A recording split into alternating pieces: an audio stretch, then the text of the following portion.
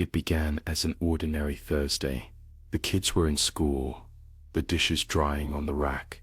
Karen adjusted the pillow on her neat beige couch, waiting for the doorbell.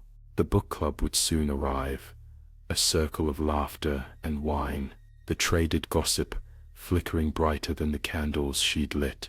But tonight Karen's smile was practiced, brittle. She'd picked this book, some domestic thriller about secrets and facades, because its darkness leaked into her, an echo of wild thoughts. As the women arrived, their perfume and pleasantries clouding the air, Karen poured the wine and listened, every compliment sounding like falsehood, every giggle counterfeit.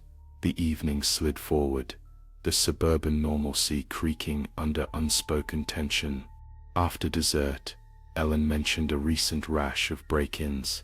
"You never know who's lurking," she joked. Glancing at the window, Karen latched onto the idea, as if handed a lifeline.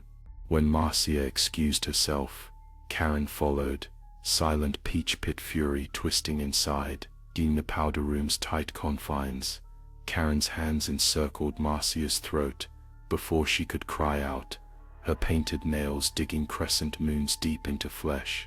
The memory later blurred.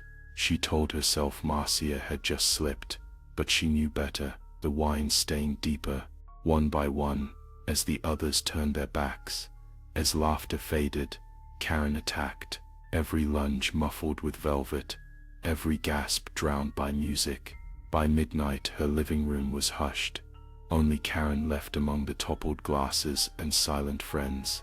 Panic thudded in her chest. She found herself in the mirror, a stranger's wild eyes staring back. Inspiration arrived. A stalker, it had to be. Disheveled, she burst from her own home, screaming into the peaceful cul-de-sac that he had taken them, every word tasting like metal. The officers were sympathetic. Broken windows and upturned furniture painted a tale of a desperate fight. "He'd been watching us," Karen whispered, wringing her hands for the cameras, describing a tall man with shadowed eyes she'd invented from a dozen paperbacks. The media feasted on the tragedy. This Hervand comforted her, her children clinging close. The police searched, but never found Karen's mysterious stalker. Night after night, as Karen lay in bed, she listened. Her home felt emptier, cold as bone.